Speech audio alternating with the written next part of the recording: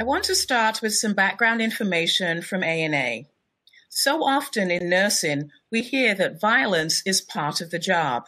We are here to dispel that myth and show you how the experiences, such as these on the slide, are never part of nursing practice.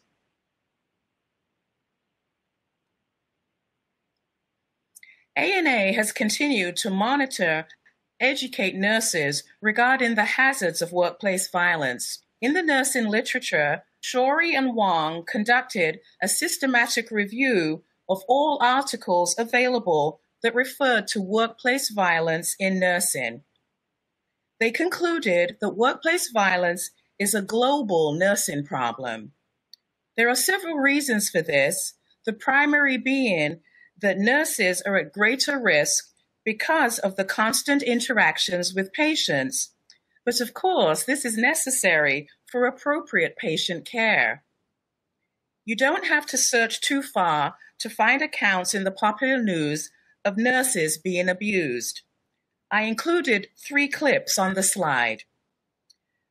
ANA also receives emails from nurses asking for help and for advice for their experiences. According to the Bureau of Labor Statistics, violence in the workplace has increased, sometimes to the detriment of healthcare workers. ANA's Healthy Nurse, Healthy Nation data collects a part in their safety domain. Their 2021 report indicates that before and during COVID, 1 in 4 nurses were assaulted by a patient, 1 in 4 experienced aggressions from someone in authority, and 1 in 3 experienced aggressions from a peer. Note that there is a range of violence from incivility, nonverbal bullying acts at one end of the spectrum, to aggression, and then physical violence and death at the other end.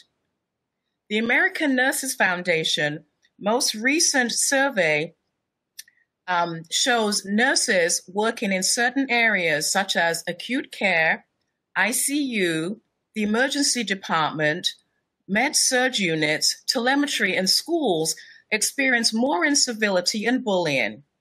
Travel nurses had particularly difficult experiences as they filled the gaps during the nursing shortages.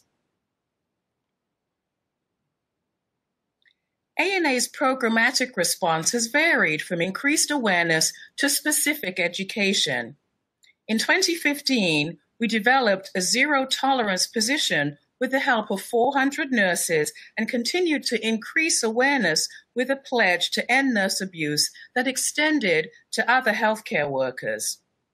The hashtag End Nurse Abuse campaign quickly followed with a variety of education, presentations, resources, materials, and an issues brief.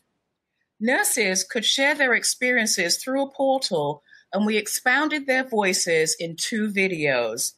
Some of the nurses' experiences are featured in this webinar. All of the resources mentioned can be found in ANA's End Nurse Abuse webpage.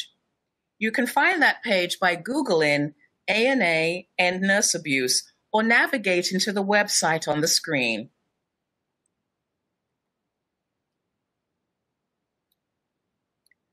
One voice may not seem to be heard, but 4.3 million nurses' voices are very powerful. Our Policy and Government Affairs Department monitor the pulse on the Hill by interacting and educating stakeholders and federal partners. They need to know how underreported workplace violence is and how institutions need to step up to support their workers. Although the Senate bill has not moved, the Joint Commission released standards in January 2021, making workplace violence a priority. Linda will tell us a little more about this. You can see here that several states have signed laws or policies that protect nurses and healthcare workers. Unfortunately, these laws may differ from state to state regarding who is protected and what it entails. It does not cross state lines, and we are lacking the evidence that the law actually protects our healthcare workers. We will continue to monitor this work.